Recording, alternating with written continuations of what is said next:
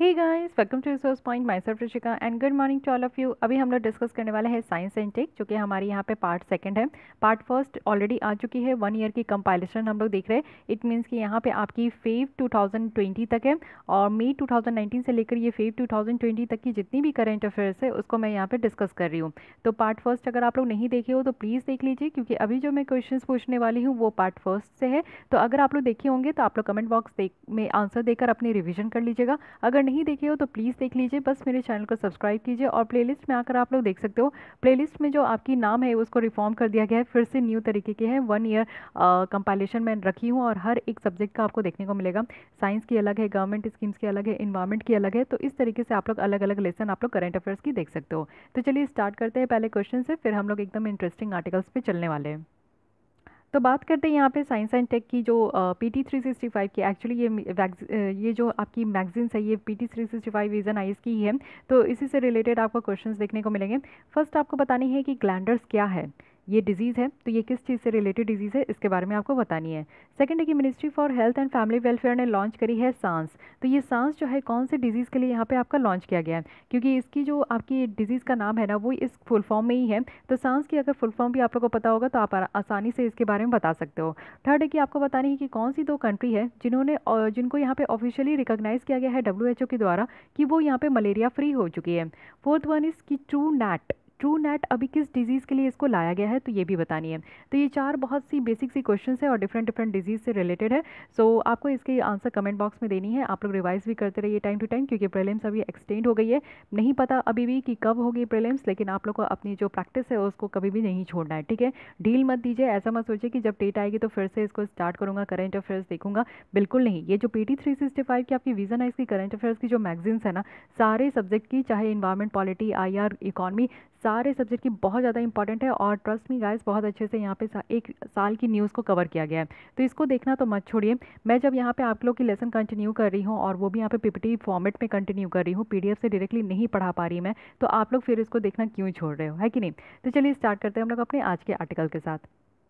सबसे पहले यहाँ पे अब हम लोग देखेंगे live stock and avian diseases के बारे में, ठीक है। कुछ एनिमल्स को यहाँ पे डिजीज़ है उसके बारे में हम लोग डिटेल में देखने वाले हैं।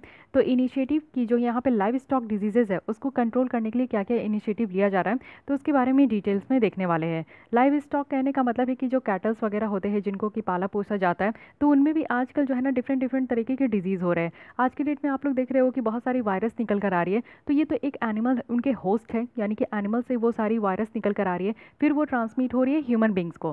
तो इसको हम लोग जो है जो जो आपकी डिजीज़ अगर एनिमल से ह्यूमन बींग्स में ट्रांसफ़र होती है तो उसको जूनोटिक डिजीज़ कहते हैं। बट एनिमल में भी ना बहुत तरीके की ऐसी भी डिजीज़ हो रही है जो कि एनिमल्स के लिए ही लाइफ के लिए बहुत ज़्यादा थ्रेटेंड है। तो अब देखते हैं कि डिफरेंट डिफरेंट तरीके के हम लोग यहाँ पे देखने वाले हैं कि कौन कौन सी यहाँ पे डिजीज़ हो रही है। तो न्यूज़ में क्यों है, न्यूज़ में इसलिए है क्योंकि सबसे पहली जो यहाँ पे फुट एंड माउथ डिजीजेज है, यूनियन कैबिनेट अप्रूव करी है एक इनिशिएटिव कि वो यहाँ पे इरेडिकेट करेगी, यानी कि पूरी तरीके से हटाएगी और कंट्रोल करेगी जो फुट एंड माउथ डिजीज़ है और ब्रुसेलोसिस है। इन दोनों के बारे में मैं डिटेल बताती हूँ कि फुट एंड माउथ डिजीज़ और जो ब्रुसेलोसिस है उसके बारे में। सबसे पहले डिटेल में देख लीजिए, जो कैबिनेट है वो यहाँ पे टोटल 13,000 करोड़ यहाँ पे रखी है, वो भी नेक्स्ट 5 ईयर के लिए, और पूरी तरीके से इस डिजीज़ पे कंट्रोल किया जाएगा। और क्यों कंट्रोल किया जाएगा, क्योंकि आपको पता है कि लाइव स्टॉक रियरिंग फार्मर्स के लिए, यानी कि जो भी किसान वगैरह होते हैं तो वो अपने पास जो है बहुत सारे जो है इस तरीके से पशुपालन भी करते हैं, कैटल्स वगैरह रखते हैं जिनको कि एग्रीकल्चर में भी हेल्पफुल होती है, वो सिंचाई वगैरह इरिगेशन वगैरह करवाने में और जो आपका प्लॉइंग वगैरह कराने में एनिमल्स की भी ज़रूरत होती है। साथ ही साथ उनका जो है ना एक अलाइड सेक्टर्स भी होता है जिसमें वो लोग डेयरी प्रोडक्ट वगैरह भी मैन्युफैक्चर करते हैं और मिल्क वगैरह भी वो लोग जो है उसको बेचते वगैरह, तो उनसे भी उनको एडिशनल इनकम मिलती है। तो इसलिए उनके लाइव स्टॉक को सपोर्ट करने के लिए गवर्नमेंट इस तरीके की स्कीम्स लेकर आ रही है। साथ ही उनके बेटर लाइवलीहुड अपॉर्चुनिटी के लिए, क्योंकि उनकी पूरी लाइफ जो है ना या तो खेती से उनकी अर्न होती है, उसी पर डिपेंड होती है। दूसरी चीज़, अगर खेती के अलावा उनका कोई अलाइड सेक्टर है तो उनसे अगर वो अर्न करते हैं तो उन्हीं पर डिपेंडेंट होती है। तो फुट एंड माउथ डिजीज़ के अगर कॉम्पोनेंट देखें इस स्कीम के अंदर, तो वैक्सीनेशन कवरेज है, यानी कि 30 करोड़ जो बोवाइन है, बोवाइन में क्या क्या होते हैं यहाँ पे, काउस, बुल्स, बफेलोस, ये सारे जो आपके होते हैं ना जो कि आपके मिल्क देते हैं, तो ये सब जो है ना उनको हम लोग मिल्च एनिमल भी कहते हैं, जो कि मिल्क प्रोड्यूसिंग आपकी जो एनिमल है वो मिल्च एनिमल है। बोवाइन में आपकी काऊ, बुल्स, बफेलो ये सब आ जाते हैं। तो 30 करोड़ यहाँ पे वैक्सीनेशन कवरेज रखा गया है। साथ ही 20 करोड़ यहाँ पे शिप एंड गोट है। 1 करोड़ यहाँ पे पिग्स है, वो भी 6 मंथ इंटरवल में ये दिया जाएगा। प्राइमरी वैक्सीनेशन होगी बोवाइन काल्व्स में। तो ये आप लोग को ध्यान रखना है कि इसके अंदर जो है ना क्या क्या कैटेगरी है, यानी कि वैक्सीनेशन कवरेज यहाँ पे 30 करोड़ जो है बोवाइन के लिए, 20 करोड़ शिप एंड गोट के लिए, 1 करोड़ यहाँ पे पिग्स के लिए है। जो ब्रुसेलोसिस कंट्रोल प्रोग्राम है ना वो यहाँ पे आपका एक्सटेंड किया गया है। साथ ही 100% वैक्सीनेशन कवरेज है, वो भी 3.6 करोड़ फीमेल काफ्स में। एक्चुअली ब्रुसेलोसिस होता क्या है, आइए आगे देख, पहले मैं बताती हूँ। यहाँ पे देखिए ब्रुसेलोसिस होती क्या है। इसमें क्या है ना कि जो फीमेल काव्स होती है, जो यहाँ पे फीमेल्स वगैरह आपको जो काव वगैरह देखने को मिलेगी, जब ये प्रेग्नेंट होती है ना तो इनको कुछ तरीके की ऐसी डिजीज़ हो जाती है ना कि जिससे कि ये सही तरीके से जो है बेबी को जो है वो नहीं प्रोड्यूस कर पाती। इनके रिप्रोडक्शन सिस्टम में ही कहीं ना कहीं प्रॉब्लम हो जाती है। तो ये प्रेग्नेंट तो हो जाती है लेकिन आफ्टर ऑल जो है ना ये बेबी प्रोड्यूस नहीं कर पाती है। तो डिटेल में देखेंगे ब्रुसेलोसिस के बारे में क्या है। फुट एंड माउथ डिजीज़ में आप देखोगे तो आप लोग भी गूगल करके देख सकते हो कि ये जो आपकी गाय वगैरह होती है ना, इनके माउथ में या फिर पैर में बहुत ही अजीब तरीके के घाव हो जाते हैं। मैं जब गूगल में सर्च कर रही थी तो मुझे फ़ोटोज़ उतनी अच्छी नहीं लगी। मैं आपके मॉर्निंग में जो है ना मन को ख़राब नहीं करना चाहती थी, इतने बुरे तरीके के फ़ोटोज़ हैं। आप लोग खुद भी जाकर जो है सर्च करके एक बार फुट एंड माउथ डिजीज़ देख लीजिए। जब भी कोई डिजीज़ पड़ी है ना तो सबसे अच्छी तरीका होता है उसका फ़ोटो देखना। फ़ोटो देख के समझिए कि ये डिजीज़ एक्चुअली किसको हो रही है, कहाँ पे हो रही है, किस तरीके की हो रही है। तो उससे क्या होता है ना कि नाम कभी कभी आप लोग भूल सकते हो लेकिन इमेजेस नहीं भूल सकते हो, ठीक है। तो अभी मॉर्निंग के टाइम में मैं आपका मूड बिल्कुल ख़राब नहीं करना चाहती थी। That's why foot and mouth की डिजीज़ेज़ की जो फोटो है ना वो मैं नहीं लगाई। लेकिन आप लोग नाम से ही समझ रहे हो ना कि फुट एंड माउथ मतलब क्या है कि गाय वगैरह, ऑक्स है, बफेलो है, इनके माउथ में और जो पैर है ना, पैर में बहुत ही बुरी तरीके से उनकी जख्म बीमारी हो जाती है। तो आइए अब देखते हैं हम लोग यहाँ पे फुट एंड माउथ डिजीज़ के बारे में पूरी तरीके से डिटेल। तो यहाँ पे अगर बात करें तो ये बहुत ही ज़्यादा सीवियर है, हाईली कंटाजियस वायरल डिजीज़ है। सबसे पहले ध्यान रखना है कि फुट एंड माउथ डिजीज़ जो है बैक्टीरिया से नहीं होती, वायरस से होती, वायरल डिजीज़ है और बहुत ही तेज़ी से फैलने वाली होती है। ये कैटल को, स्वाइन मीन्स पिग होते हैं, सुअर होते हैं, शिप को, गोट को और दूसरे जितने भी क्लोएन होफ्ट रूमिनेंट्स है, इन सबको यहाँ पे जितने भी यहाँ पे आपके खेती वगैरह में या लाइव स्टॉक के लिए जो पशुपालन जितने भी एनिमल्स होते हैं उन सबके लाइव स्टॉक को यहाँ पे जो है इस तरीके की प्रॉब्लम है, यानी कि सारे को यहाँ पे जो है इस तरीके का वायरल डिजीज से प्रॉब्लम है। ये आपका जूनोटिक और नहीं है, यानी कि इस तरीके के एनिमल से जो है ना ह्यूमन बींग में आपका ट्रांसफर नहीं होता। This is very important point, ध्यान रखिएगा, क्योंकि most of the viral diseases जो आज की डेट में पाया जाता है ना, चाहे वो जाइका वायरस हो, इबोला वायरस हो, कोरोना वायरस हो, सार्स हो, मेर्स हो, ये सब आपका जूनोटिक डिजीज़ है, क्योंकि ये जो है ह्यूमन बींग, एनिमल से ह्यूमन बींग में ट्रांसफर होती है। और यहाँ पे बताया जा रहा है कि रेयरली ट्रांसमिट होती है, ठीक है। तो ऐसा है कि ये जूनोटिक तो नहीं है लेकिन रेयरली ट्रांसमिट होती है, ये भी ध्यान रखिएगा। अभी तक आपको देखने को मिलेगा कि 7 यहाँ पे स्ट्रेन्स हैं जो कि इंडेमिक है डिफरेंट कंट्रीज़ में, और हर एक स्ट्रेन को यहाँ पे एक स्पेसिफिक वैक्सीन देखने को मिलेगा जो कि यहाँ पे इम्यूनिटी प्रोवाइड करेगी। यानी कि डिफरेंट तरीके की जो है ये फुट एंड माउथ डिजीज़ की यहाँ पे आपकी केसेस निकल कर आई है, और वो भी डिफरेंट कंट्रीज़ में। साथ ही ये जो डिजीज़ है ना, ये एस्टिमेट लगाया जा रहा है कि 77% जो ग्लोबल लाइव स्टॉक पॉपुलेशन है उसमें ये सर्कुलेट हो चुकी है। इंटेंसिवली आपको रियर्ड एनिमल में ही देखने को मिलेगी, जो कि सबसे ज़्यादा इस डिजीज़ से सस्टेनेबल है अगर हम लोग ट्रेडिशनल ब्रीड्स के कंपैरिजन में देखें। यानी कि यहाँ पे वो सारे जो है ब्रीड्स बहुत ज़्यादा आपको ऐसा लगेगा कि वो ये डिजीज़ से गुजर सकते हैं, उस डिजीज़ से वो जो है वो उनको वो डिजीज़ हो सकती है। तो यहाँ पे जो है 77% तक आपको देखने को मिलेगा कि ग्लोबल लाइव स्टॉक पॉपुलेशन से यहाँ पे जो है आपकी इस डिजीज़ से जूझ रहा है, यानी कि बहुत ही लार्ज नंबर ऑफ यहाँ पे नंबर हो गई। अगर काऊ, बफेलो जो है इन्फेक्ट हो जाते हैं फुट एंड माउथ डिजीज़ से, तो मिल्क भी जो वो प्रोड्यूस करते हैं ना वो यहाँ पे 100% तक का लॉस हो जाता है। तो इससे आप देखोगे कि 4 से 6 महीने जो है ना वो मिल्क भी नहीं देती। यानी कि अगर कोई भी गाय या बफेलो को इस तरीके की डिजीज़ हो जाती है तो उनकी मिल्क प्रोडक्शन बंद हो जाती है और फिर वो दूध देना बंद कर देती है। तो इससे आप समझ सकते हो कि कितना ज़्यादा जो है नुकसान होती है फार्मर्स वगैरह को। अब समझते हैं कि ब्रुसेलोसिस ये किस तरीके की डिजीज़ है। इसमें आपको थोड़ी अलग देखने को मिलेगी कि ब्रुसेलोसिस जो है एक जूनोटिक डिजीज़ है। इट मीन्स कि ये आपकी एनिमल से जो है ना ये ह्यूमन बींग में भी ट्रांसफर होती है। कंटेजियस डिजीज़ है लाइव स्टॉक की, लेकिन ये बैक्टीरिया से होती है और एक ब्रुसेला फैमिली की बैक्टीरिया है जिससे कि ये आपका डिजीज़ होता है। तो please don't be confuse between foot and mouth disease and brucellosis. Foot and mouth disease is a viral disease and brucellosis is a bacterial disease. Okay, ये अफेक्ट करती है कैटल को, स्वाइन को, शिप को, goats को, camel, इक्विन्स और dogs को। साथ ही ये जो है ना दूसरे रूमिनेंट को, यानी कि इस तरीके के और भी जो जानवर है उसको भी इफेक्ट करती है। साथ ही साथ मैराइन मैमल्स को और ह्यूमन को भी, यानी कि जो पानी में रहने वाले जीव जंतु है उनको भी अफेक्ट करती है और हम जैसे ह्यूमंस को भी अफेक्ट करती है। ट्रांसमिशंस अगर देखें तो ये कैसे होता है, जब आप कच्चा दूध पीते हो ना, इसलिए हमेशा कहा जाता है कि बॉइल्ड मिल्क ही पीजिए, क्योंकि बॉइल्ड होने से क्या होती है कि उसमें अगर कोई बैक्टीरिया वगैरह है तो वो किल्ड हो जाती है। तो हमेशा जो है बॉइल्ड मिल्क ही पीजिए, ऐसा नहीं कि फ्रिज में रख दिए ठंडा ठंडा निकाल के पी लिए, नहीं, डोंट डू दिस। तो यहाँ पे कच्चे मिल्क पीने से ही ये इन्फेक्शन आपका जो है एनिमल से ह्यूमन बींग में आपका ट्रांसमिट होता है। ये जो डिजीज़ है एनिमल्स में, ये कैरेक्टराइज्ड होती है कैसे, तो यहाँ पे रिप्रोडक्टिव फेलियर हो जाती है और एनिमल्स टिपिकली रिकवर कर पाते हैं, लेकिन वो यहाँ पे जो है ना उनके पास लाइव ऑफस्प्रिंग भी हो पाती है। इनिशियल क्या हो जाता है कि एबॉर्शन हो जाता है, फिर वो कंटिन्यू करने लगती है इस बैक्टीरिया से, जो है ना उनके बॉडी में ये कंटिन्यू रहता है। तो प्रॉब्लम क्या हो जाती है कि इस तरीके की अगर ब्रुसेलोसिस उनको डिजीज़ हो जाता है, इस तरीके की बैक्टीरिया अगर अटैक करती है तो उनकी जो रिप्रोडक्टिव फेलियर हो जाती है, यानी कि जब वो रिप्रोडक्शन करने लगती है तो वो फेलियर हो जाती है। और अगर वो प्रेग्नेंट होती है, यानी कि कोई भी कैटल आप देख लो, चाहे काऊ हो बफेलो हो, अगर फीमेल कैटल यहाँ पे प्रेग्नेंट होती है ना तो वो एबॉर्शन हो जाता है, यानी कि उनका, ठीक है, तो एबॉर्ट हो जाता है। इन केस ऑफ ब्रुसेलोसिस जो मिल्क आउटपुट है ना वो यहाँ पे 30% तक रिड्यूस हो जाता है। और यहाँ पे एनिमल के इंटायर लाइफ साइकिल में, तो फुट एंड माउथ डिजीज़ में क्या था कि 100% तक रिड्यूस हो जाता है, वो भी आगे आने वाले next 4 to 6 month, but here only 30% of reductions, ठीक है, इतने ही रिडक्शंस देखने को मिला है, वो भी यहाँ पे entire life cycle of animal. तो इन दोनों में कंपैरिजन करने के लिए भी आ सकता है, क्योंकि ये दोनों बहुत ही ज़्यादा इंपॉर्टेंट है और इस पर सरकार इतना ज़्यादा ह्यूज इन्वेस्ट कर रही है, तो आप लोगों को पता होना चाहिए, ठीक है। अब नेक्स्ट यहाँ पे देखते हैं एवियन बॉटलिस। तो व्हाट इज़ दिस एवियन बॉटलिस, तो यहाँ पे रिसेंटली एवियन बॉटलिस में जो है एक सीज़न था बर्ड्स के डेथ का, वो भी सांबर लेक में, और कहाँ पे, तो राजस्थान में। तो इस तरीके की देख सकते हो आप। अब क्या ही करूँ मैं, जो मुझे फ़ोटो दिखाना पड़ता है, मैं मॉर्निंग में आप लोग की जो है मूड ख़राब नहीं करना चाहती, तो प्लीज़ सॉरी फॉर डैट, आप लोग प्लीज़ मूड ख़राब मत कीजिएगा। बट ये उतनी जो है ना आपके मन को ख़राब करने के लिए नहीं है, बट हाँ थोड़ा बहुत दुख हो सकता है इस तरीके की डेड पिक्चर्स को देखकर, ठीक है।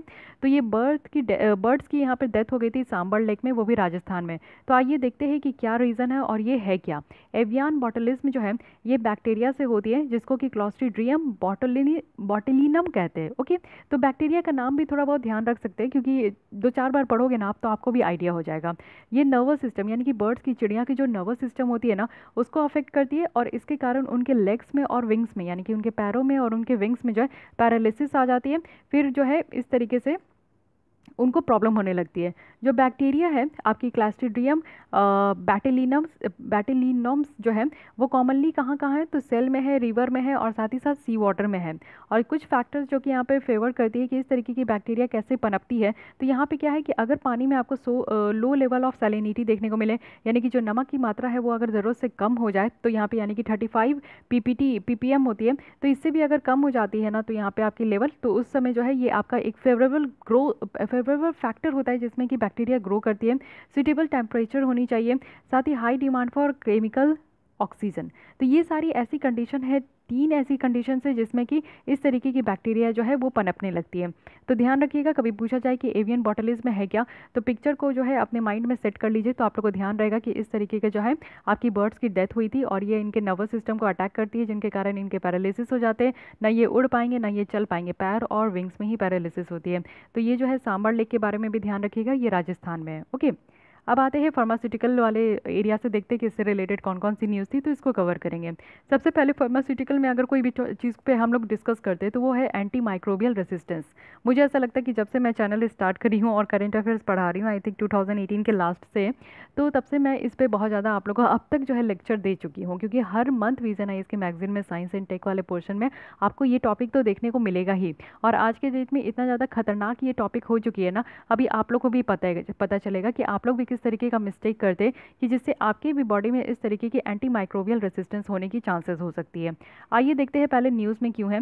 रिसेंटली क्या है कि इंटरजेंसी जो coordination group on anti microbial resistance है, उन्होंने एक रिपोर्ट को रिलीज़ करी जिसकी टाइटल है नो टाइम टू वेट, यानी कि अब यहाँ पे वक्त नहीं है वेट करने का, हम लोग को फ्यूचर को जो है सिक्योर करना है, वो भी ड्रग रेसिस्टेंस इन्फेक्शन से, जो कि हाईलाइट करती है कुछ फाइनेंशियल फॉल आउट, वो भी uncontrolled anti microbial resistance, okay. तो आइए देखते हैं यहाँ पे बात किया। पहले ध्यान रखिएगा कि ये जो आपकी एजेंसी है इनके द्वारा एक रिपोर्ट आपका दिया गया है, तो नो टाइम टू वेट ये भी पूछा जा सकता है, तो ये किसके द्वारा है, ये सारी चीज़ें ध्यान रखिएगा।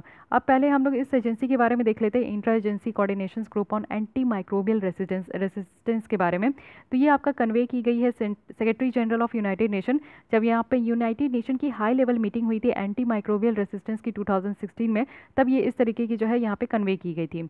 इस ग्रुप की बात करूँ तो यहाँ पे क्या है ना कि कुछ पार्टनर्स यहाँ पे यूनाइटेड नेशंस के आते हैं, इंटरनेशनल ऑर्गेनाइजेशन के आते हैं, और कुछ इंडिविजुअल भी आते हैं जिनको कि यहाँ पे ह्यूमन, एनिमल और प्लांट हेल्थ के ऊपर एक्सपर्टाइज है, यानी कि एक्सपर्टीज़ है, उनको यहाँ पे बहुत अच्छा खासा नॉलेज है।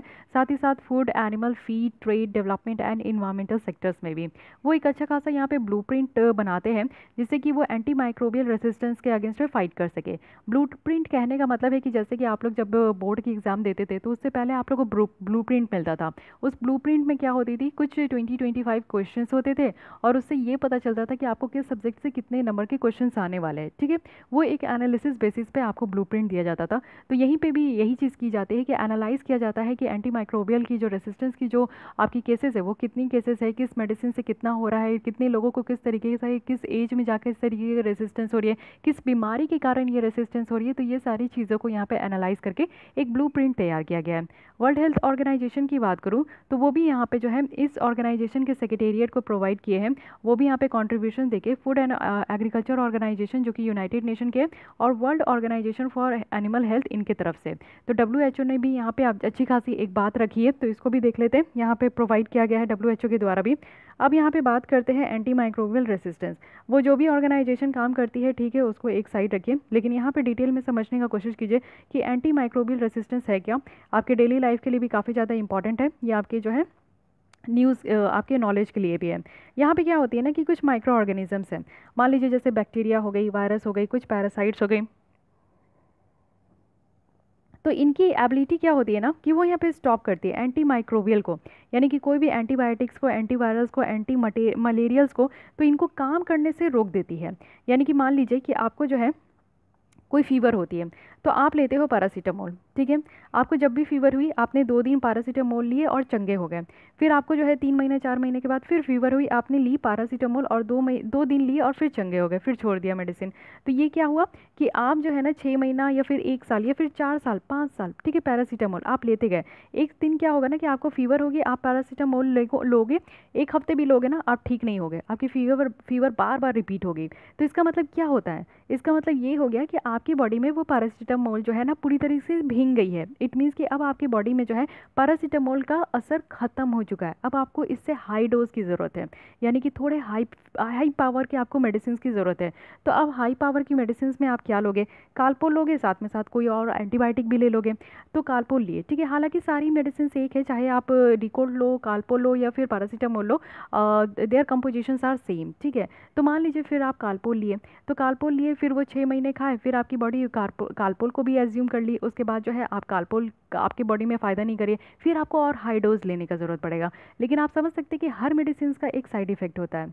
जब आप लोग कोई भी मेडिसिन लेते हो आप ठीक हो जाते हो, लेकिन आप ठीक हो जाते हो क्योंकि आपकी जो बीमारी है ना वो ठीक हो जाती है, लेकिन उसके अलावा वो मेडिसिन की कहीं ना कहीं साइड इफेक्ट होती है, उस पर कभी हम लोग ध्यान नहीं देते।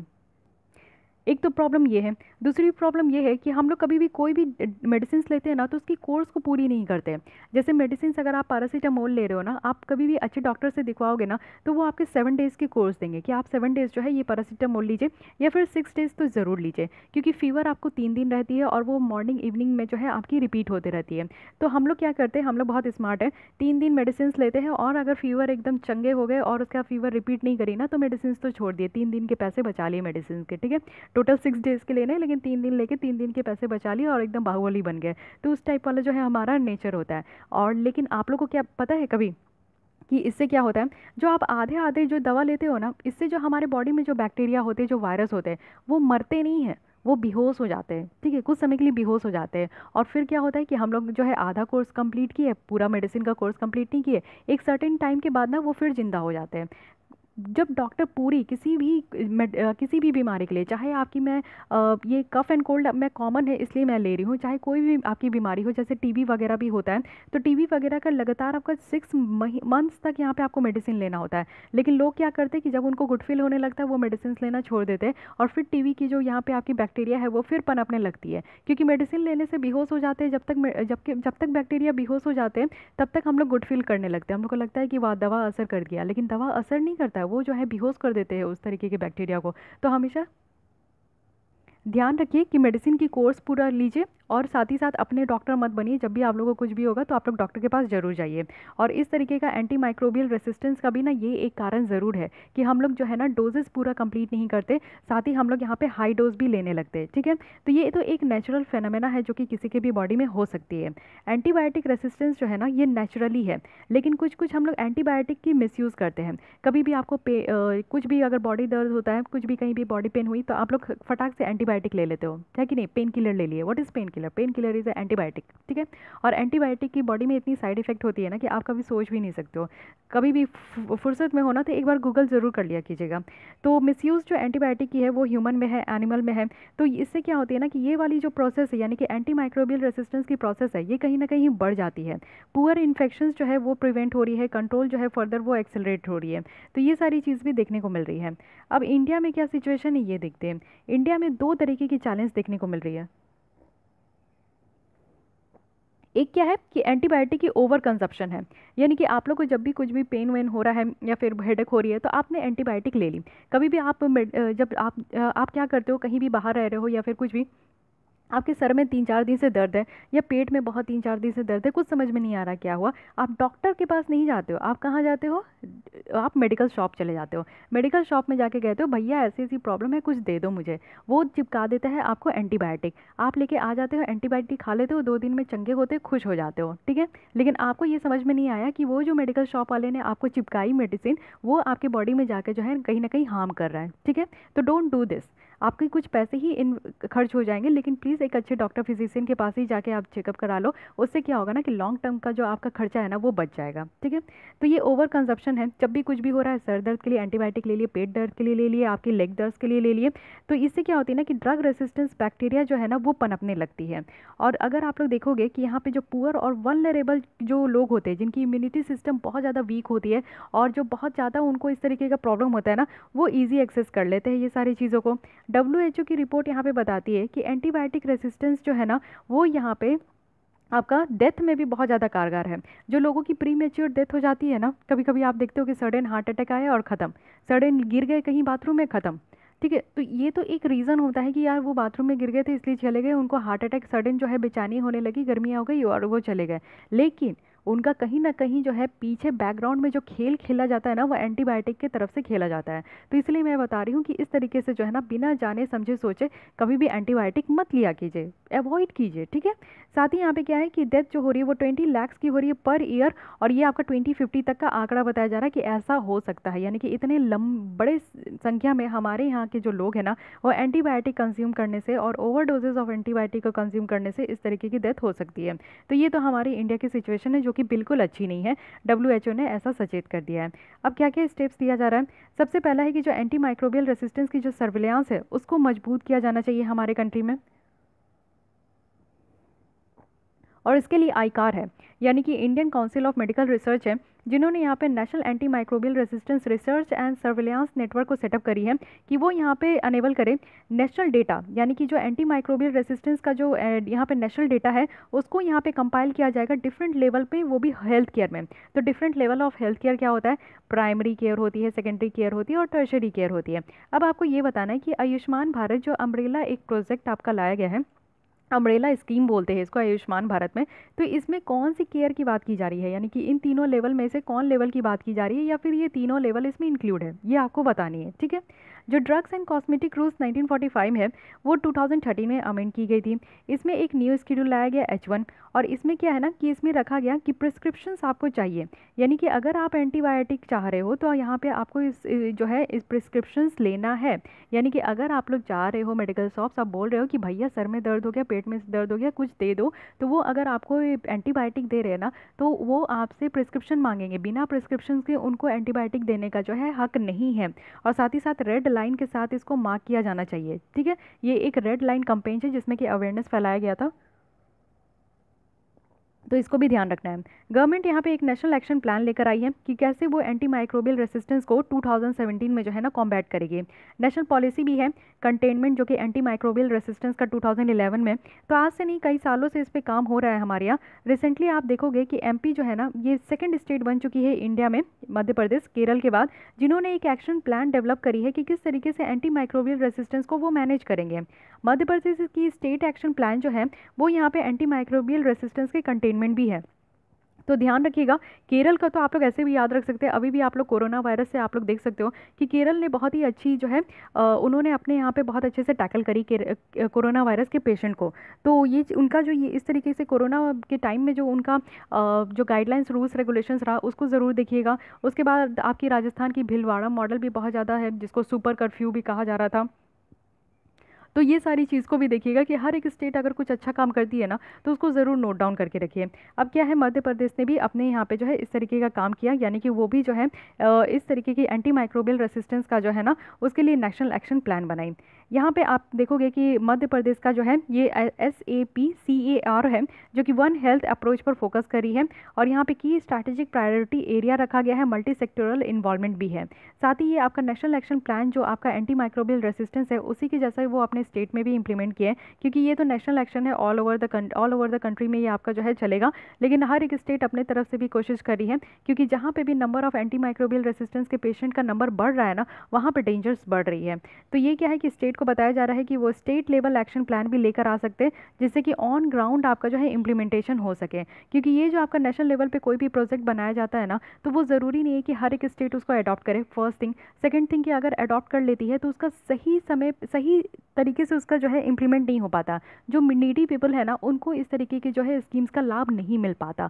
तो इसीलिए यहाँ पे स्टेट को भी ज़रूरत है कि वो अपने स्टेट में भी जो है अपने हिसाब से वो इस तरीके का प्लान लेकर आए, जिससे कि जो उनके स्टेट में कोई नीडी पीपल्स है, अगर कोई इस तरीके के एंटी माइक्रोबियल रेसिस्टेंस से जूझ रहे, जिनको कोई भी उस बीमारी का दवा जो है ना एकदम से नहीं काम कर पा रहा है। अब मान लीजिए कि टीबी के पेशेंट है, वो यहाँ पे 6 महीने दवा खाएं, 6 महीने दवा खाए, फिर उसके बाद जो है वो मेडिसिन आपका जो है वो उनके बॉडी में काम करना बंद कर दिया, फिर हाई लेवल का उनको देना पड़ेगा, फिर और हाई लेवल का देना पड़ेगा। हाई लेवल का मतलब आप समझ रहे हो कि पेशेंट के हेल्थ का क्या हालत होता है। एक तो टीबी का पेशेंट ऐसे ही वीक हो जाता है, इंटरनली जो है उनकी सारी सिस्टम्स जो है वीक हो जाती है, रेस्पिरेटरी सिस्टम प्रॉब्लम हो जाती है, उनको खांसने चीखने लगते हैं और बहुत सारी प्रॉब्लम होती है, लंग की प्रॉब्लम्स हो जाती है। तो उसके अलावा जो है आप उनको डोजेस बढ़ाओगे तो और ज़्यादा प्रॉब्लम होगी, तो इसलिए डोजेस नहीं बढ़ाना चाहिए, ठीक है। क्योंकि आप लोग भी देखते हो कि कोई लोग को ना यहाँ पे 500 mg का अगर आप मेडिसिन दे दोगे तो वो ना उसको कंज्यूम नहीं कर पाते हैं, यानी कि ना ही उसको डाइजेशन कर पाते हैं। समटाइम्स उनको वॉमिटिंग हो जाएगा या फिर कुछ और भी प्रॉब्लम होने लगती है। तो हर टाइप के जो लोग होते हैं ना, हर तरीके के हाई लेवल डोज के जो है मेडिसिन नहीं अवेल कर सकते, वो नहीं खा सकते हैं, ठीक है। तो इसीलिए यहाँ पे एंटी माइक्रोबियल रेसिस्टेंस जो है ना बहुत ही ज़्यादा घातक हो चुका है। अब यहाँ पे देखते हैं कि global anti microbial resistance research and development hub के बारे में समझते हैं। ये जो हब है ना, इसको इंडिया यहाँ पे ज्वाइन करी है और इंडिया इसकी न्यू मेंबर है, इसलिए हम लोग इतना ज़्यादा जो है इसके बारे में पढ़ रहे हैं। अब इसके बारे में भी, इस हब के बारे में आपसे क्वेश्चन आ सकता है। तो ये क्या है कि ग्लोबल की जो पार्टनरशिप है ना उसको एक्सपेंड किया जा रहा है, और यहाँ पे जो भी चैलेंजेस है उसको एड्रेस किया जाएगा। और ग्लोबल लेवल पे जो एंटी माइक्रोबियल रेसिस्टेंस का जो रिसर्च एंड डेवलपमेंट है उसके साथ कोऑर्डिनेशन होगा, उसके साथ कोलैबोरेशन करके जो है 16 कंट्रीज़ यहाँ पे काम करेगी। यूरोपियन कमीशंस भी है, 2 फिलैंथ्रोपिक फाउंडेशंस है और 4 इंटरनेशनल ऑर्गेनाइजेशन है जो कि यहाँ पे ऑब्जर्वर जैसा काम करेंगे। ऑब्जर्वर कंट्री का कहने का मतलब है कि वो किसी भी मीटिंग में जाकर वो बैठ सकते हैं, अपनी बातें रख सकते हैं, लेकिन हाँ वो वोट करने का अधिकार नहीं होता है। साथ ही इसको लॉन्च किया गया था 2018 में, और मार्जिन जो है ना वो 71st session of world health assembly तक रखा गया। साथ ही यहाँ पे जो है आपके G20 लीडर्स की तरफ से ही यहाँ पे कॉल था 2017 में, तब इस तरीके की ऑर्गेनाइजेशन का आपका यानी कि एक हब बनाया गया रिसर्च एंड डेवलपमेंट करने के लिए। मेनली यहाँ पे एंटी माइक्रोबियल रेसिस्टेंस के ऊपर पूरा रिसर्च किया जाएगा और उसी से रिलेटेड जो है चीज़ें डेवलप की जाएगी। यहाँ पे ग्लोबल प्रायोरिटी को यहाँ पे सपोर्ट किया जा रहा है कि अच्छा खासा एक डिसीजन मेकिंग जो है यहाँ पे आपका मीन्स डिसीजन मेकिंग बेस्ड जो है एक आपकी रिसोर्सेज को एलोकेट किया जाए रिसर्च रिसर्च एंड डेवलपमेंट के तहत। साथ ही जो भी गैप है उसको आइडेंटिफाई करें, ओवरलैप को, और जो भी यहाँ पे क्रॉस सेक्टोरल कोलैबोरेशंस है उसकी पोटेंशियल्स को यहाँ पे देखें। तो ध्यान रखिएगा, नाम में ही यहाँ पे आपकी सारी बातें रखी गई है, लेकिन इंडिया इसकी अभी न्यू मेंबर है, तो इसलिए ये टॉपिक आपकी जो है बहुत एग्जाम्पल हो जाती है। अब यहाँ पे देखिए एक अवेयर टूल है जिसमें कि एंटी माइक्रोबियल रेसिस्टेंस को बैटल करने के लिए, ये एक न्यू ऑनलाइन टूल है जो कि WHO के द्वारा डेवलप की गई है। वेरी वेरी इंपॉर्टेंट, प्लीज़ इसको ध्यान रखिएगा। ये अवेयर टूल आपसे पूछा जा सकता है कि किस डिजीज़ के लिए। So this is for anti microbial resistance के लिए। एंटी माइक्रोबियल रेसिस्टेंस एक तरीके का, आप डिजीज़ को डिजीज़ नहीं कह सकते, ये बीमारी नहीं है, ये आपका ना एक प्रोसेस है जो कि आपके बॉडी में हो रहा है, जिसकी वजह से आपको प्रॉब्लम हो रही है फर्दर। इसका एम यही है कि पॉलिसी मेकर्स को गाइड करनी है, हेल्थ वर्कर को गाइड करनी है कि किस तरीके से एंटीबायोटिक का इस्तेमाल करें सेफ तरीके से और इफेक्टिवली तरीके से, ठीक है। अवेयर जो है ना, यहाँ पे आपकी एंटीबायोटिक्स की ग्रुप को यहाँ पे 3 मेन कैटेगरीज में डिवाइड किया गया है, उनके स्ट्रेंथ और साथ ही साथ पोटेंशियल की किस तरीके से उनका इम्पैक्ट होगा एंटीमाइक्रोबियल रेसिस्टेंस के ऊपर। एक्सिस जो है आपकी एंटीबायोटिक है वो फर्स्ट और सेकंड लाइन ट्रीटमेंट है कॉमन इन्फेक्शंस के लिए, और जो कि काफ़ी ज़्यादा एक्सेसिबल है, यानी कि फर्स्ट लाइन है। सबसे पहले तो एंटीबायोटिक ही आप खाते हो और बहुत ही ज़्यादा मस्त फील करते हो, तो ये आपके बहुत ही ज़्यादा एकदम बड़े रूप में ये एक्सेसिबल है। वॉच कैटेगरी रखा गया है, 3 कैटेगरी यहाँ पे बात की जा रही है ना, यहाँ पे 3 कैटेगरी, तो ये एक्सेस है, क्योंकि एक्सेस कहने का मतलब है कि लार्ज नंबर जो है इसको इजीली एक्सेस कर पा रहे हैं। सेकंड है वॉच। वॉच यहाँ पे क्या है कि limited group of well defined syndromes के वो जो है ना, इसी को सिर्फ यहाँ पे अप्लाई किया जाएगा, यानी कि ये सिर्फ उन लोगों को ही दिया जाना है जो कि यहाँ पे उनको अच्छा खासा उनको सिंड्रोम है। थर्ड यहाँ पे रिजर्व कैटेगरी रखा गया, यानी कि लास्ट रिसॉर्ट है किसी भी डिजीज़ को यहाँ पे ट्रीट करने के लिए, यानी कि यहाँ पे अगर एक्सटेंसिवली ड्रग रेसिस्टेंस बैक्टीरिया है तो उसको ट्रीट करने के लिए लास्ट रिसॉर्ट होनी चाहिए। तो यहाँ पे 3 क्राइटेरिया है आपका, एक्सेस, वॉच और रिजर्व। तो ये A for access, WA for watch and RE for reserve. So तीनों कैटेगरी को यहाँ पे आपका मर्ज करके ये अवेयर टूल बनाया गया है, तो ध्यान रखिएगा। यहाँ पे कोई भी आपका जो है ना, यहाँ पे आपका 4th कैटेगरी भी हो सकता है जिसको कि डिस्करेज एंटीबायोटिक भी रखा गया है। तो प्राइमरली अभी इसको इरेशनल रखा गया है, यानी कि इसको कंबाइन किया जाएगा, लेकिन ये जो है आपका नेगेटिव इम्पैक्ट भी दे सकता है, तो ये सारी चीज़ जो है आपको ध्यान रखना है। ओके, अब यहाँ पे देखिए कि एंटीबायोटिक रेसिस्टेंस के कारण क्या क्या है, वेरी इंपॉर्टेंट। एंटीबायोटिक जो रेसिस्टेंस है ना, ये आपका तब होता है जब बैक्टीरिया चेंज होती है और रेसिस्टेंस हो जाती है एंटी बैक्टीरिया जो भी हम लोग एंटीबायोटिक के ऊपर जो भी हम लोग जो है किसी भी इन्फेक्शंस को ट्रीट करने के लिए यूज़ करते हैं। तो सबसे पहला क्या है कि over prescribing of antibiotic, patient not finishing their treatment, यानी कि वही मैं कह रही हूँ कि हाफ डोज आप खाते हो, यानी कि अपने डोजेज़ को, जो मेडिसिन की डोजेज़ है ना, यानी कि 7 डेज, 60 डेज, 30 डेज जो भी डॉक्टर के द्वारा प्रिस्क्राइब किया जाता है, please try to complete that. Okay, उसके बाद यहाँ पे क्या है, over use of antibiotics in livestock and fish farming. आप लोगों को पता है कि हम लोग इंसान में ही एंटीबायोटिक का इस्तेमाल नहीं होता है, जानवरों में भी ऐसी एंटीबायोटिक्स है जिसका कि बहुत ही गलत तरीके से इस्तेमाल होता है, अभी आगे हम लोग देखेंगे। पुअर इन्फेक्शन कंट्रोल, हॉस्पिटल में जो आपका या फिर क्लिनिक्स में जो पुअर इन्फेक्शंस को कंट्रोल करने के लिए क्या करते हैं ना, जल्दी से जल्दी कंट्रोल करने के लिए डॉक्टर्स भी, और जो है आपके कुछ क्लिनिक में जो कि एवई क्लिनिक है उसमें आपका जो है इस तरीके के एंटीबायोटिक को बहुत ही ईजिली प्रिस्क्राइब कर देते हैं। उसके बाद लैक ऑफ हाइजीन और पुअर सैनिटेशन, यानी कि साफ़ सफाई की कमी और जो आपका यहाँ पे हाइजीन को मेंटेन नहीं करना, तो इससे भी आपका जो है एंटीबायोटिक रेसिस्टेंस होता है। यानी कि बैक्टीरिया, अगर आपके बॉडी में और भी बैक्टीरिया है, आप अगर बैक्टीरिया वाले गंदगी वाले जगहों में रहोगे तो उससे क्या होगा, आपके बॉडी में और बैक्टीरिया आ जाएगा और आपके अंदर जो है उस तरीके की भयंकर बैक्टीरिया की ग्रुप बन जाएगी। तो बेटर होता है कि अगर आपको कोई भी तरीके की डिजीज़ है ना, तो कोशिश कीजिए कि साफ़ सुथरी जगहों पे रहिए, जो भी आपका सराउंडिंग्स है एटलीस्ट वो नीट एंड क्लीन होना चाहिए, हाइजीन होनी चाहिए, ठीक है, नहीं तो और आपको ज़्यादा प्रॉब्लम होने लगेगी। लैक ऑफ न्यू एंटीबायोटिक्स जो कि डेवलप किया जा रहा है, यानी कि न्यू एंटीबायोटिक्स डेवलप नहीं हो रहे, जो पुराने एंटीबायोटिक्स है उसी को इस्तेमाल करें, और जितने भी एंटीबायोटिक्स अभी तक अवेलेबल है वो हमारे बॉडी के लिए, ह्यूमन बींग के बॉडी के लिए और एनिमल के बॉडी के लिए सही नहीं है। ओके, तो ये ऐसी मेन कॉजेज़ है जो कि मैं यहाँ पे आपको बता रही हूँ। ये आपके टॉपिक उसमें नहीं था, मीन्स आपके जो विजन है इसकी मैगजीन है ना उसमें देखने को नहीं मिलेगा, मैं इसको आपको फर्दर समझाने के लिए कह रही हूँ क्योंकि एंटीबायोटिक रेसिस्टेंस बहुत ज़्यादा इंपॉर्टेंट है। अब एक और चीज़ देख लीजिए, यहाँ पे क्या है कि selected pressures due to imprudent antibiotic usage is animal. तो एनिमल में भी जो आपका एंटीबायोटिक यूज़ किया जा रहा है वो बस कभी कभी जो है किसी मकसद के लिए किया जाता है, बेनिफिट के लिए किया जाता है। ह्यूमन हेल्थ में आप देख सकते हो क्या है कि ह्यूमन की जो मॉर्बिडिटी है उसको इंक्रीज़ हो रही है, यहाँ पे ह्यूमन की जो यहाँ पे आपकी मोर्टेलिटी है वो इंक्रीज़ हो रही है। reduce efficacy of related antibiotic used in human, increase human healthcare cost, increase potential for carriage and dissemination, or facilitate emergence of resistance in human pathogens. It means कि इससे क्या होगा, इम्पैक्ट क्या होगा इस तरीके का एंटी माइक्रोबियल अगर आप लोग एंटीबायोटिक का इस्तेमाल करते हो तो इससे क्या होता है। सबसे पहले क्या होता है कि ज़्यादा से ज़्यादा आप इस्तेमाल करते हो तो हेल्थ केयर कॉस्ट यहाँ पे बढ़ता है, ज़्यादा से ज़्यादा आपको खर्च करनी पड़ती है।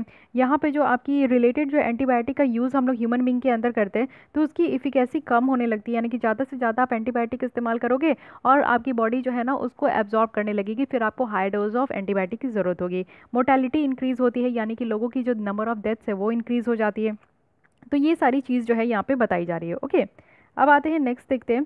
अब इसमें देखेंगे हम लोग कि जो एंटीबायोटिक का इस्तेमाल है वो एनिमल फूड में भी किया जाता है। तो ये आप लोग देखिए, जो हेल्थ मिनिस्टर है ना वो अभी यहाँ पे बैन किए हैं कि यहाँ पे कोलेस्टीन, दिस इज़ वेरी इंपॉर्टेंट, बहुत ज़्यादा न्यूज़ में थी, बर्निंग टॉपिक थी काफ़ी। तो इनके मैन्युफैक्चर में, सेल में और डिस्ट्रीब्यूशन में इस तरीके के एंटीबायोटिक को जहाँ पूरी तरीके से बैन किया गया था। और यहाँ पे फूड प्रोसेसिंग एनिमल्स में भी यहाँ पे जो है इसको फॉर्मुलेट किया गया था और एनिमल फीड सप्लीमेंट के लिए यहाँ पे दिया जाता था। जैसे कि आप लोग भी यहाँ पे फूड सप्लीमेंट लेते हो ना, तो इसी तरीके से एनिमल्स में भी इस तरीके का आपका एंटीबायोटिक्स दिया जाता था। और फूड प्रोड्यूसिंग यानी कि जो एनिमल्स यहाँ पे मिल्क प्रोड्यूस करते थे तो उनको भी इस तरीके का जो है हाई डोज ऑफ एंटीबायोटिक दिया जाता था, जिससे कि वो ज़रूरत से ज़्यादा जो है मिल्क प्रोड्यूस करें।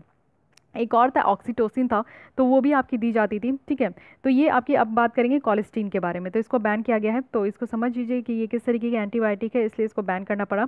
कोलेस्टीन है, इसकी दूसरी नाम है पॉलीमेरिक्सिन ई। ये एक ओल्ड एंटीबायोटिक है जो कि आपकी 1952 में इसको इंट्रोड्यूस किया गया था। ये जो ड्रग्स है ना ये आपकी कुछ इन्फेक्शंस को ट्रीट करने के लिए, जैसे कि ग्राम नेगेटिव आपकी बैसिली के द्वारा अगर कोई भी तरीके का आपका इन्फेक्शंस होता है तो उसको ट्रीट करने के लिए। साथ ही साथ ये रिस्पॉन्सिबल है बहुत सारी डिजीजेस के लिए, जैसे कि प्लेग, कॉरेला या फिर आपकी टाइफाइड हो गई। साथ ही यहाँ पे रिवील किया गया था कि जो कोलेस्टीन है ना इसकी साइड इफ़ेक्ट है।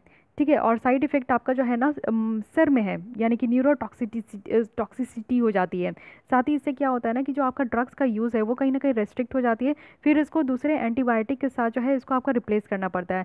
यानी कि ये जो आपकी ड्रग्स आप एंटीबायोटिक ले रहे हो यानी कि कोलेस्टीन ले रहे हो, तो इससे तो एक आपकी न्यूरो में प्रॉब्लम होती है, आपके नर्व्स में प्रॉब्लम होती है। उसके बाद ये क्या होता है ना कि इसको यूज़ करने से रेस्ट्रिक्ट कर दिया जाता है, यानी कि इसका काम नहीं होता है, तो इसके अलावा आपको जो है रिप्लेस करना पड़ता है दूसरे एंटीबायोटिक से।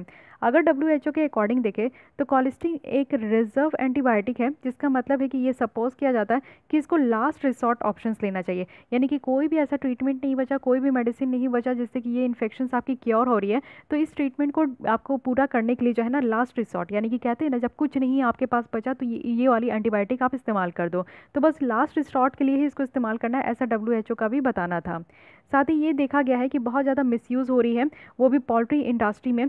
और मेजर रीज़न है क्योंकि यहाँ पे आपका जो है हमारे इंडिया में एंटीबायोटिक रेसिस्टेंस बढ़ रही है, ये भी एक मेजर रीज़न है। एक तो हमारे जैसे इतने महान लोग हैं जो कि हम लोग जो है जाते हैं और मेडिकल शॉप में एंटीबायोटिक जो है फ्री ऑफ कॉस्ट नहीं, मतलब कि फ्री ऑफ माइंड लेकर आते हैं कि कोई भी बिना टेंशन के एंटीबायोटिक ले लेते हैं। दूसरा है कि यहाँ पे ज़बरदस्ती हमारे पोल्ट्री इंडस्ट्री में इस तरीके का जो है ड्रग्स दिया जा रहा है, जिससे कि हमारे इंडिया में एंटी माइक्रोबियल रेसिस्टेंस की स्थिति बहुत ज़्यादा दयनीय है। ये जो बैन है ना ये आपका इम्पोज किया जा रहा है ड्रग्स एंड कॉस्मेटिक एक्ट 1943 के 40 के तहत। ये जो बैन है ये कुछ रिकमेंडेशंस यहाँ पे ड्रग टेक्निकल एडवाइजरी बोर्ड के द्वारा दिया गया था, उसी को फॉलो किया जा रहा है। साथ ही national anti microbial resistance action plan committee के द्वारा दी गई थी। गवर्नमेंट जो है वो यहाँ पे इसको मैंडेटरी कर रही है कि जो एंटीबायोटिक कोलेस्टीन की जो मैन्युफैक्चर है वो यहाँ पे आपकी मैंडेटरी की गई है कि वो यहाँ पे जो है ना क्लियरली लिख कर दें कि ड्रग्स जो है वो यहाँ पे फूड प्रोसेसिंग एनिमल्स में इस्तेमाल नहीं होगा, पोल्ट्री में नहीं होगा, एक्वा फार्मिंग में नहीं होगा और एनिमल फीड सप्लीमेंट में इस्तेमाल नहीं होगा, तभी इसके जो है बैन को हटाया जाएगा। तो गवर्नमेंट हमारे यहाँ की इस तरीके का काम कर रही है। रीज़न क्या है कि हम लोग एनिमल फूड में इस तरीके के एंटीबायोटिक्स का इस्तेमाल करते हैं। तो सबसे पहला है कि एनिमल्स जो है ना जो कि यहाँ पे क्लिनिकल साइन देते हैं कि उनको कोई भी तरीके का इन्फेक्शन डिजीज़ हो रहा है, तो उसको ट्रीट करने के लिए। साथ ही यहाँ पे जो उनकी वेट है, एनिमल का वेट भी बढ़ता है। साथ ही ईजी अवेलेबिलिटी है, यानी कि एंटीबायोटिक्स तो है आपको ईजिली मिल जाएगा, इसलिए भी करेंटली कुछ ही ऐसे लॉ है इंडिया में जो कि एंटीबायोटिक के यूज़ को गवर्न भी कर रहे हैं। और मोस्ट पर्टेन आप देखोगे तो सिर्फ एनिमल प्रोटेक्ट के लिए है जो कि यहाँ पे एक्सपोर्ट किया जाता है। तो ये सारी कुछ रीजंस है जिसकी वजह से हम लोग देखते हैं कि हमारे इंडिया में जो है ये सारे एनिमल्स के ऊपर बहुत ईजिली इस्तेमाल हो रही है। एंटीबायोटिक्स क्रॉप में देखोगे तो क्रॉप में भी है, जैसे कि ये सारी भयंकर नाम है जो कि कॉम्बिनेशन से आपके एंटीबायोटिक्स का, जिसको रजिस्टर किया गया है इंसेक्टिसाइड्स एक्ट 1968 के तहत। और यहाँ पे किस लिए, तो पेस्टिसाइड्स के यूज़ के लिए है, जिससे कि जो भी फंगल इन्फेक्शन और बैक्टीरियल डिजीज़ हो जाती है ना प्लांट में, तो उसको भी रोकने के लिए यहाँ पे आपका एंटीबायोटिक का ही इस्तेमाल किया जाता है। जो स्प्रे करते हैं ना ये जो कीड़े वगैरह लग जाते हैं उसको हटाने के लिए, तो वो एंटीबायोटिक स्प्रे होती है। ठीक है, तो ये भी ध्यान रखना, ये ये इतना लंबा चौड़ा नाम जो आपको रटने की बात नहीं है, कोई भी एंटीबायोटिक की नाम याद मत कीजिएगा। आपसे अगर यूपीएससी में पूछा जाएगा ना तो बेसिक चीज़ें पूछी जाएगी, फैक्ट्स पूछी जाएगी, इस तरीके की आपकी इन डेप्थ नॉलेज नहीं देखी जाएगी कि आपको कितना इस चीज़ के ऊपर नॉलेज है, ठीक है। लेकिन बीइंग ए ह्यूमन बीइंग हम लोग एग्जिस्ट कर रहे हैं तो इतनी थोड़ी बहुत तो साइंस आप लोग को भी पता होना चाहिए, क्योंकि ज़िंदगी जीने के लिए ही ना आए हैं। और अच्छे से जिए और हेल्दी रहिए, ठीक है। सबसे बड़ी बात होती है कि हेल्दी लाइफ लीड करनी है, क्योंकि इस तरीके के पचड़े में आप पड़ गए, इस तरीके की प्रॉब्लम आपको हो गई तो आपके साथ साथ जितने भी आपके इन्वायरमेंट में जो लोग रहते हैं, आपके फैमिली मेम्बर्स, फ्रेंड्स, सबको ही परेशान हो जाते हैं। तो आपको हेल्दी लाइफ लीड करने की ज़रूरत है। अच्छे से खाइए पीजिए और हेल्दी खाइए और अपना मस्त रहिए, ठीक है। तो गाइस आज के लिए बस इतनी ही रखती हूँ। अगर आपको ये लेसन हेल्पफुल लगे, अच्छी लगे तो बस लाइक कर दीजिए, अपने दोस्तों के साथ और सोशल नेटवर्किंग साइट्स में आप लोग शेयर कर सकते हो। इफ़ यू थिंक कि आप लोग को ऐसा लग रहा है कि शेयर करना चाहिए, लोगों को इससे जो है बेनिफिट हो, तो ज़रूर आप लोग शेयर कीजिए। फिर भी कोई डाउट, कोई सजेशन है तो आप फ्री हो कि आप लोग कमेंट कर सकते हो। एंड मेक श्योर कि आपने मेरे चैनल को सब्सक्राइब कर लिया। प्लीज़ सब्सक्राइब कर लीजिए, जिसमें कि आपको सारे लेसन्स मिल जाएंगे आपको। और साथ ही मेरे टेलीग्राम चैनल भी ज्वाइन कर लीजिए, जो कि रिसोर्स पॉइंट के नाम से। वहाँ पे मेरी प्रीवियस जितनी भी PT 365 की विजन आइज की मैगजीन्स थी और भी मंथली मैगजीन है, उसकी सारी लिंक मैं वहाँ पे प्रोवाइड कर दी हूँ, आपको वहाँ पे फ्री मिल जाएगा, ठीक है। आप, मैं कहीं भी इसकी पेड कोर्सेज नहीं चला रही हूँ। कुछ बच्चे मैसेज कर रहे थे कि मैम आप तो पेड कर दिए हो, ज्वाइन करना पड़ेगा तभी आपकी लेसन मिलेगी। नो बाबा, ऐसा कोई बात नहीं है, मैं पेड नहीं कर रही हूँ, सारी चीज़ें यहाँ पे फ्री अवेलेबल है। लेकिन हाँ, थोड़ा सा तरीका चेंज हो गया क्योंकि मुझे वार्निंग मिली है, दैट्स वाई, ठीक है। तो देखती हूँ कि कब ये सारी चीज़ें शॉर्ट आउट होती है तो फिर हम लोग जो है मैगजीन में रिटर्न बैक होंगे। तो परेशान मत लीजिए, बहुत जल्दी ही रिटर्न हो जाएंगे उस तरीके के प्रोसेस में जो कि चलते आ रहा था। बट टिल देन आप लोग की स्टडीज़ रुकनी तो नहीं ना चाहिए। तो मैं इतनी मेहनत कर रही हूँ तो थोड़ी मेहनत आप लोग भी कर लीजिए, इसको देख लीजिए, पढ़ लीजिए, है कि नहीं। जितने क्वेश्चंस पूछिए उसका जवाब भी दे लीजिए। चलिए आज के लिए बस इतना ही, तो थैंक यू।